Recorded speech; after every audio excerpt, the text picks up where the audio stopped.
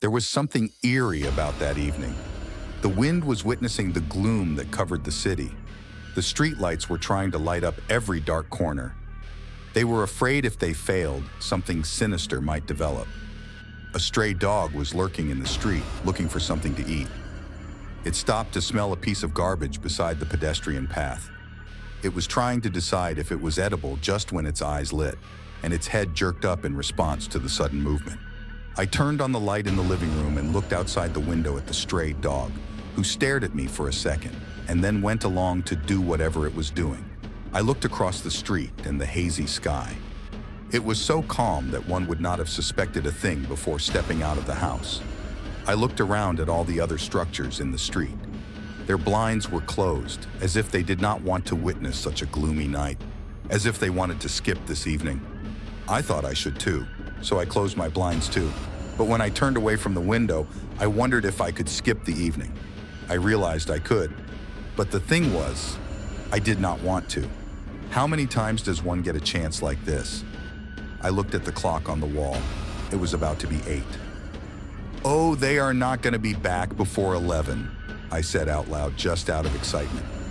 I've got 3 hours to do anything I want.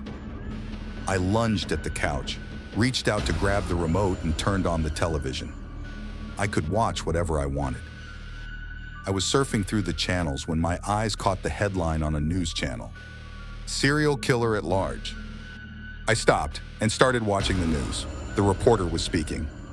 The police cannot even confirm if the murder was committed by the same killer. So does that mean there could be more than one killer operating in the city? Holy shit, I thought. 2 serial killers loose around the city. I wondered about the chances that they both ended up at the same place. "There is no need to panic right now," spoke the officer whom the reporter was interviewing. He did not seem very confident about his words. "We are not sure if this is the same killer, but we are investigating. Meanwhile, I suggest everyone stay calm and report anything suspicious around them." Oh boy, I realized I was hungry. I turned the television off and went into the kitchen next to the living room. I opened the fridge but closed it immediately. I am going to cook myself, I thought. Half an hour later, the kitchen was filled with the smell of heating oil, spices, and freshly cut tomatoes and onions, and I had turned the television back on just for some background noise, and honestly, because I could do it. I sat back on the couch with my dinner. I wanted to enjoy it while watching a sitcom. I was looking for one, but again, I stopped on the news channel. I didn't know why. The reporter was extensively explaining the differences between the last 2 incidents. But the second one, which happened the night before, was all across the city. The victim was alone in the house. Her husband was away for work. Then they cut to the interview of a neighbor. Her husband was out of town for 2 days.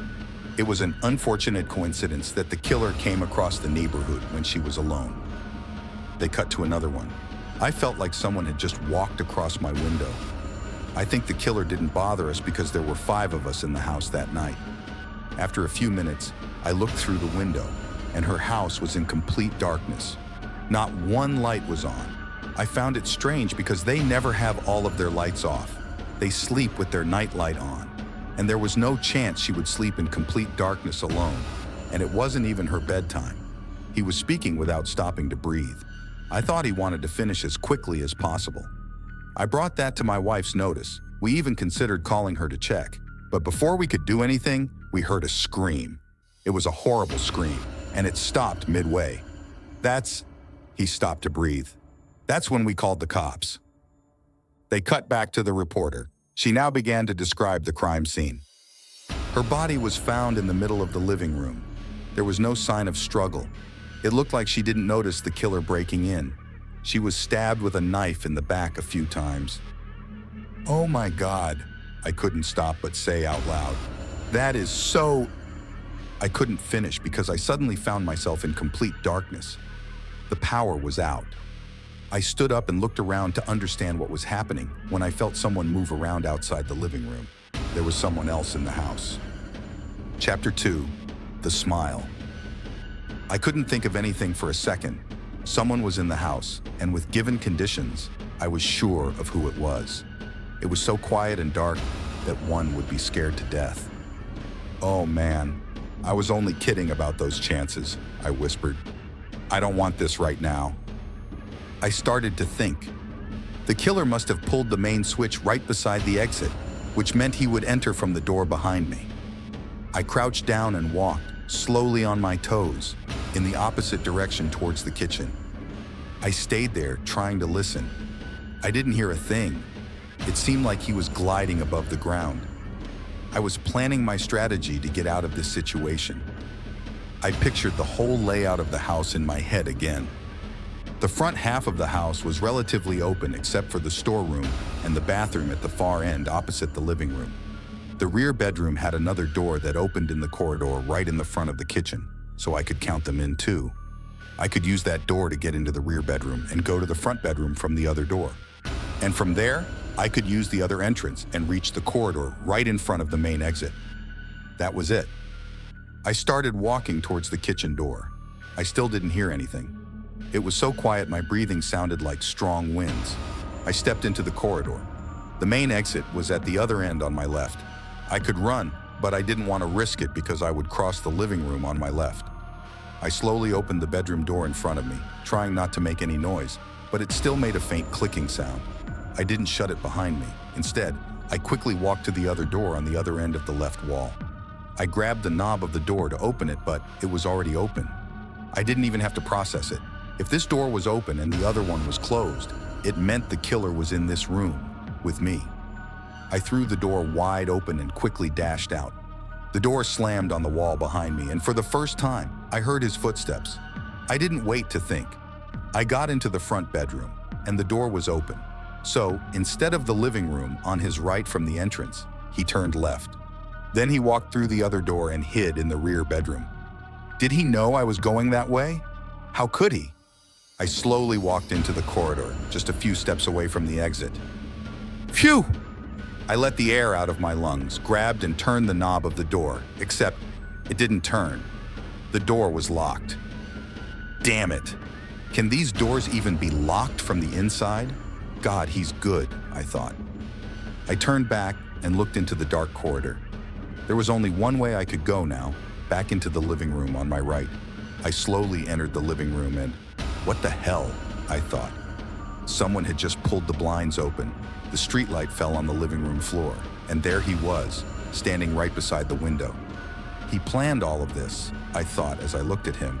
He was standing so precisely that I could only see the upper half of his grubby, sweat-soaked, dark green shirt, his flaring nostrils like he was taking the scent of the fear of his prey, and his dry, petulant, belligerent lips, which then stretched into a smile, an evil, broad, and obnoxious smile, a smile that made me freeze dead, right in my spot. I looked at the killer's smile, and I just kept looking. I could not turn away, and for the first time in my life, I felt my heart. It was pounding out of my chest. He must have heard it too. He knew that whatever he did was working. He was like Medusa, who had just turned me into stone with his smile instead of his gaze. I couldn't resist but think, wow, he's good. I wanted to say to him that I was impressed with his move. I mean, he killed people, but still. I was so impressed with his game that I almost said, I admire you and your game. I want to play it. He didn't do anything, like advance towards me, raise his hand while holding a knife, or say something like, you are dead, or anything at all. He and I both knew that he didn't have to. We knew that he had got me. One couldn't do anything in this situation. Whether one runs away or towards him, he's got him. Whether one cries, screams, or even stays quiet, he's got him. It was his game and rules, so I did the last thing he'd expect. I looked straight at him and I smiled back. Chapter 3. Killer versus Killer. Nothing happened for some time. It could have been after days, or it could have been the very next moment when the smile widened. The man understood me just like I understood him. At that moment, no two people knew each other better than we did. It was a silent agreement. We were impressed by each other, admired each other, and communicated with just a smile. We didn't say anything, but if we had, we probably would have said, it's gonna be prodigious. He pulled the blind shut again, Thus began our game. I felt him move. I slowly, sneakily walked backwards into the bedroom and shut the door. I walked to the other door and shut that as well. If I knew him, he would want to end this quickly, no matter how much he enjoyed this, which meant that I had to be patient. I curled up in a corner from where I could see both doors, and if he entered from one, I could get out from the other. Time passed. The only thing I could hear was the ticking noise from the clock on the wall, like it was a referee for our game and was keeping track of the time. But isn't that true for all of us? I thought. The time is a referee for the stupid little game we call life. It keeps track of all of our choices. One bad decision, and the game's over. One of us was going to make a wrong choice tonight. Suddenly, I heard the lock click open on my left. The killer must have taken the kitchen route. I slowly got up and was ready to walk out the other door, but he didn't enter the room. I had my hand on the knob of the door, and I was waiting when I felt the knob turning in my hand. He was just outside the door. I quickly let go of the knob and got back in the corner. Once again, I heard the lock click open. I waited, but nothing happened. So, the man was playing with me. He wasn't in a hurry at all. He was taking his time, so I didn't know him the way he knew me. So to beat him in his game, I had to be not me. And just when I was considering being impulsive, the clock on the wall chimed. I knew that that was my chance. I walked through the door to the other bedroom, but didn't go in. I turned right and walked straight into the kitchen. If I wanted to turn this game around, I needed a weapon. I couldn't do it my way. I was looking for something to work with, like a knife, when I felt him. In the kitchen, and before I could even think of something, I heard a knife sliding out of the knife block. He was thinking the same thing. I grabbed the first thing and ran out as fast as I could. I tucked it under my shirt and ran through the passageway, the rear bedroom, and the front bedroom, and I was back in the corridor, right next to the exit. In front of me was the living room. I looked into the darkness, and a thought popped into my mind. The killer had me in the dark, but he couldn't hide in the light. He wouldn't be able to play his game if I could see him. I walked inside the living room, approached the window, and threw my hand to grab the lift cord. But instead, my hand grabbed something else. Something big, sweaty, and cold. His hand. That was the second time I felt my heart in my chest. Perhaps the killer did too. This was his final move. He had got me, and the game was over. I heard him slashing his knife. There was no kidding around. I ran for my life. I ran past the two bedrooms and the boundary that separated the open part of the house from the dead end, at the far end opposite the living room. I was standing at the end, staring at the wall.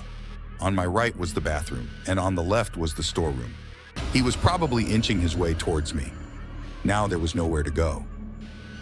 I opened the bathroom door but didn't enter. I left the door open, got into the storeroom, and shut the door.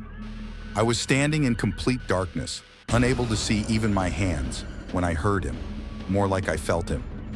It seemed like he was gliding toward me. Now he was standing just outside the door. I was thinking, if he goes into the bathroom first, he will have his back to me, and that would be my only chance. But unfortunately, for him, I smiled. He was thinking the same thing. Suddenly, he threw the door open and grabbed my neck. I could hear him breathe. It was pitch black, but I knew that he was smiling. And without saying anything, without any prompt, he plunged his knife into my stomach, except it didn't go in. The knife clinked on the pan under my shirt. He was taken aback by sudden developments, which he wasn't expecting. I didn't waste any time. "Uh-oh," I said to his face, grabbed the knife, turned it around, and pushed it in. I wanted to see his face, but I couldn't. I could only hear him gasping for breath. I didn't want to take any chance, so I gave the knife another twist. I felt it squishing his tissues. I heard the blood gushing out of his body. My hands were all covered in it. He finally fell to the ground with a thud and stopped moving. Now, the game was over. I was right. I finished what I was going to say just before he had cut the power. So messy. I couldn't even celebrate my victory because I heard a car pulling up in the driveway. Shit, they are here, and I don't even have time. Ugh, the bastard ruined my plan. I looked at the dead man. There was only one thing I could do now. I pulled the knife out of his chest, wiped it on his clothes, and dashed to the door. I hid behind the door and smiled because I knew that now nobody would ruin my evening. After all, there were only 2 serial killers in the city that night. One was lying dead in the storeroom, and the other was standing behind the door, holding a knife in his hand, smiling.